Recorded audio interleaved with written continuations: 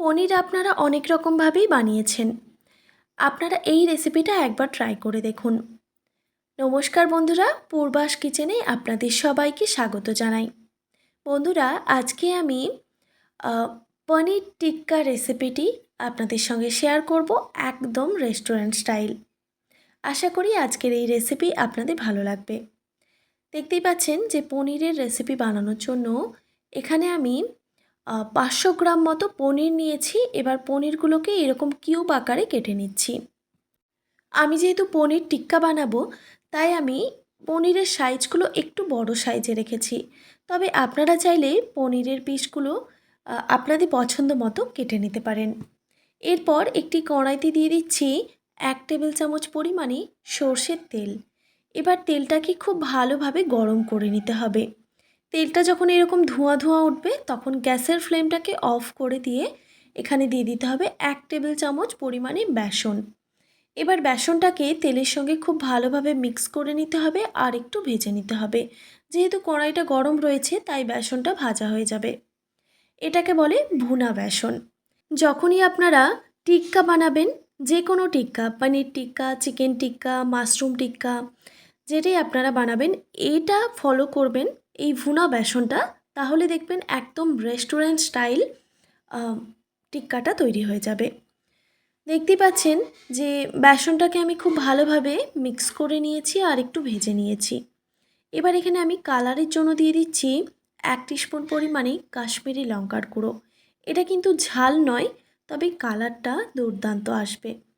এবার খুব ভালোভাবে মিক্স করে নিতে হবে এই কাশ্মীরি লঙ্কার গুঁড়োটা। তো রেডি হয়ে গেছে। এবার আমি এটাকে সাইডে সরিয়ে রেখে দিচ্ছি। একটি পাত্রে আমি দিয়ে দিচ্ছি 2 টেবিল চামচ পরিমাণে টক দই, জল ঝরানো টক দই। এই টক দইয়ের মধ্যে কিন্তু 1 ফোঁটা জলও নেই। এবার এখানে আমি কিছু উপকরণ মেশাচ্ছি। দিয়ে দিচ্ছি স্বাদ মতো নুন, হলুদের গুঁড়ো, লঙ্কার গুঁড়ো, আর দিয়ে দিচ্ছি জিরে গুঁড়ো। খুবই সামান্য পরিমাণে অ্যাড করলাম। এরপর দিয়ে দিচ্ছি গোলমরিচের গুঁড়ো। যেহেতু টিক্কা বানাচ্ছি, তাই ঝালটা একটু বেশি পরিমাণে রাখলেই ভালো হয়। তাই এখানে আমি লঙ্কার গুঁড়ো প্লাস গোলমরিচের গুঁড়ো ব্যবহার করেছি, আর কাঁচা লঙ্কাটাও আমি ব্যবহার করব। এবার যে ভুনা বেসনটা আমি রেডি করে রেখেছিলাম, সেটা এখানে দিয়ে দিলাম। এরপর এই উপকরণগুলোকে খুব ভালোভাবে মিক্স করে নিতে হবে আর দইটাকে ভালোভাবে ফেটিয়ে নিতে হবে। দেখতেই পাচ্ছেন যে উপকরণগুলো আমি খুব ভালোভাবে মিক্স করে নিয়েছি। এবার এখানে আমি দিয়ে দিচ্ছি 1 টিস্পুন পরিমাণে আদা রসুন বাটা। আদা আর রসুন একসঙ্গে আমি বেটে রেখেছিলাম, সেটা এখানে দিয়ে দিলাম। এবার এই আদা রসুনটাকে খুব ভালোভাবে মিক্স করে নিতে হবে।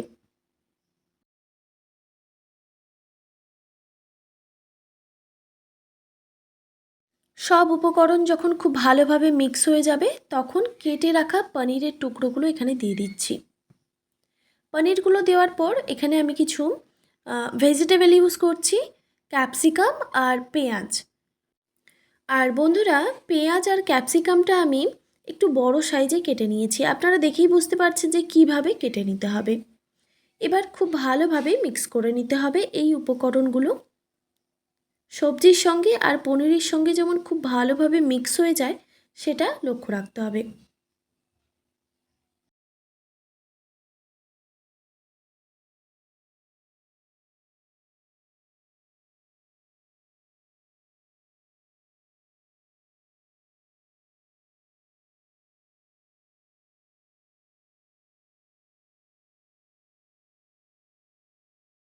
খুব ভালোভাবে মিক্স করে নেওয়ার পর আমি কিন্তু এখানে গরম মশলার গুঁড়ো অ্যাড করতে ভুলে গিয়েছিলাম, তাই আমি এখানে শেষে দিয়ে দিচ্ছি গরম মশলার গুঁড়ো। প্রায় 1 টিস্পুন মতো গরম মশলার গুঁড়ো দিয়ে খুব ভালোভাবে মিক্স করে এটাকে আমি রেস্টে রেখে দেব প্রায় 10 মিনিট মতো। ততক্ষণে একটা মশলা বানিয়ে নিই। একটা মিক্সিতে দিয়ে দিচ্ছি টমেটো, আর দিয়ে দিলাম কয়েকটা কাজু, আর দিয়ে দিচ্ছি ঝালের জন্য 4টা কাঁচা লঙ্কা। তবে বন্ধুরা, ঝালটা আপনারা অবশ্যই কম বেশি করে নিতে পারেন। এবার সামান্য পরিমাণে জল দিয়ে খুব ভালোভাবে বেটে নিতে হবে।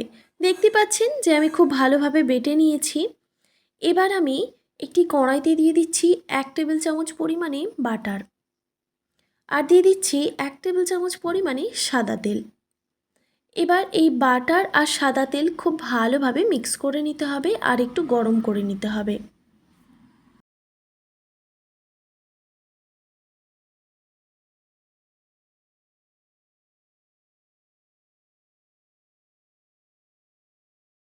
তেলটা গরম হয়ে গেলে পনিরটাকে যে আমি ম্যারিনেট করে রেখেছিলাম সেটা এখানে দিয়ে দিচ্ছি। গ্যাসের ফ্লেমটা হাই রেখে পনিরগুলোকে ভেজে নিতে হবে। পনির টিক্কা বানানোর জন্য কিন্তু এই পদ্ধতিটা আমি আজকে ব্যবহার করছি। তবে আপনারা চাইলে কিন্তু এই পনিরগুলোকে আগুনের মধ্যে একটু সেঁকে নিয়ে বা পুড়িয়ে নিয়ে রান্নাটা করে নিতে পারেন। গ্যাসের ফ্লেমটা হাই করে নিয়ে এই পনিরগুলোকে ভালোভাবে ভেজে নিতে হবে।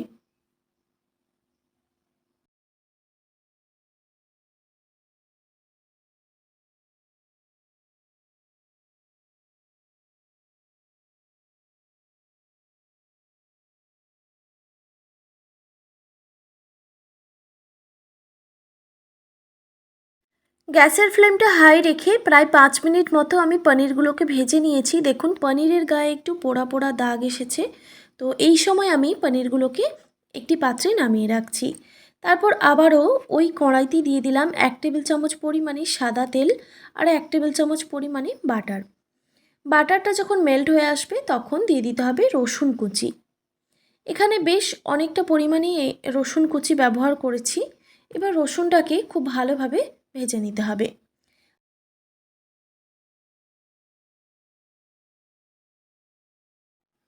রসুনটা দেওয়ার পর একটু ভেজে নিয়ে তারপর দিয়ে দিতে হবে পেঁয়াজ কুচি। এবার পেঁয়াজ আর রসুনটা খুব ভালোভাবে ভেজে নিতে হবে গ্যাসের ফ্লেমটা হাই রেখে।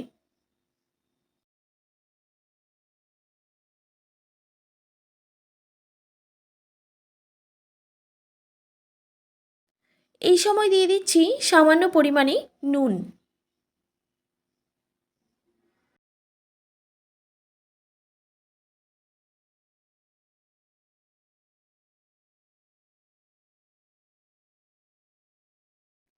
দেখুন বন্ধুরা পেঁয়াজ আর রসুন খুব ভালোভাবে ভাজা হয়ে গেছে। এবার আমি গ্যাসের ফ্লেমটা একদম লোতে রেখে দিয়ে দিচ্ছি যে মিক্সিতে যে মশলাটা বেটে রেখেছিলাম সেটা। এবার মিক্সির মগ ধোয়া সামান্য একটু জলও দিয়ে দিলাম। এবার খুব ভালোভাবে মিক্স করে নিতে হবে। এবার আমি গ্যাসের ফ্লেমটা হাই করে দিচ্ছি। গ্যাসের ফ্লেমটা মিডিয়াম টু হাই রেখে মশলাটাকে ভালোভাবে কষিয়ে নিতে হবে। খুব ভালোভাবে মিক্স করে নেওয়ার পর এখানে আমি কালারের জন্য দিয়ে দিচ্ছি কাশ্মীরি লঙ্কার গুঁড়ো। এটা কিন্তু ঝাল নয়, তবে কালারটা অসাধারণ আসবে। তো এখানে আমি 2 টিস্পুন মতো কাশ্মীরি লঙ্কার গুঁড়ো ব্যবহার করেছি। এরপর এখানে আমি স্বাদের ব্যালেন্সের জন্য সামান্য একটু চিনি ব্যবহার করলাম, প্রায় 1 টিস্পুন মতো।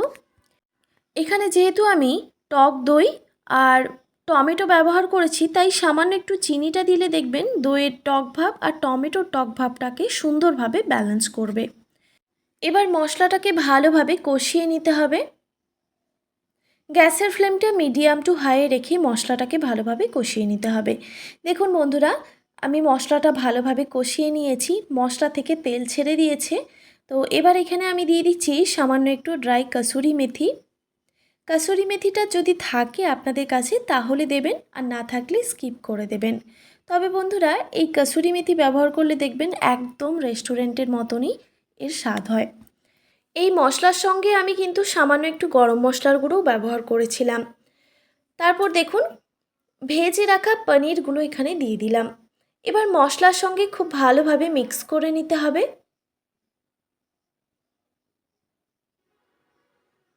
খুব ভালোভাবে মিক্স করা হয়ে গেলে পনিরগুলো যে আমি একটি বাটিতে রেখেছিলাম সেই পনিরের বাটি ধোয়া সামান্য একটু জল দিয়ে দিলাম। তারপর দেখুন খুব ভালোভাবে নাড়াচাড়া করে নিতে হবে। এবার গ্যাসের ফ্লেমটা হাই রেখে আমি একটি ঢাকনা দিয়ে ঢেকে রেখে দিচ্ছি প্রায় 1 মিনিট মতো। 1 মিনিট পর ঢাকাটা আমি সরিয়ে নিলাম। দেখতেই পাচ্ছেন যে জলটা কিন্তু ভালোভাবে ফুটে এসেছে। তো আবারও আমি ভালোভাবে নাড়াচাড়া করে দিয়ে গ্যাসের ফ্লেমটা একদম লোতে রেখে আবারও একটি ঢাকনা দিয়ে ঢেকে রেখে দেব প্রায় 3 থেকে 4 মিনিট মতো।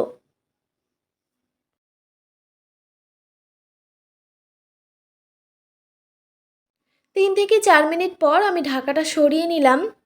দেখতেই পাচ্ছেন বন্ধুরা, ওপর থেকে কিন্তু তেল ছেড়ে দিয়েছে আর আমাদের রেসিপি কিন্তু একদম রেডি। তো আবারও একটু আমি নাড়াচাড়া করে দিলাম। এবার গ্যাসের ফ্লেমটা অফ করে এটাকে আমি স্ট্যান্ডিং টাইমে রেখে দেব বেশ কিছুক্ষণের জন্য। একটু ঠান্ডা হলে তারপর পরিবেশন করব। বেশ কিছুক্ষণ পর আমি ঢাকাটা সরিয়ে নিচ্ছি। দেখতেই পাচ্ছেন বন্ধুরা যে পনিরের কালারটা কত সুন্দর এসেছে আর খেতেও কিন্তু অসাধারণ হয়। এবার আমি একটি বাটিতে পরিবেশন করে নিচ্ছি। আপনারা এইভাবে একবার পনির টিক্কা বানিয়ে দেখুন, একবার বানালে বারবার বানাবেন, এতটাই টেস্টি হয়। আর এই পদ্ধতিতে আপনারা কিন্তু যে কোনো টিক্কাই বানিয়ে নিতে পারবেন। এবার এই রেসিপিটা আমি পরোটার সঙ্গে পরিবেশন করব। আশা করি আজকের এই রেসিপি আপনাদের ভালো লেগেছে। ভালো লেগে থাকলে অবশ্যই একটি like, comment, share and subscribe করে দেবেন। আর পাশে থাকা বেল আইকনটিও প্রেস করে দেবেন। তাহলে নিত্য নতুন রান্নার ভিডিওগুলি আপনাদের কাছে পৌঁছবে। আর ফেসবুক থেকে দেখে থাকলে অবশ্যই একটি ফলো করে দেবেন। ভালো থাকবেন, সুস্থ থাকবেন। দেখা হচ্ছে নতুন কোনো রেসিপি নিয়ে। ধন্যবাদ।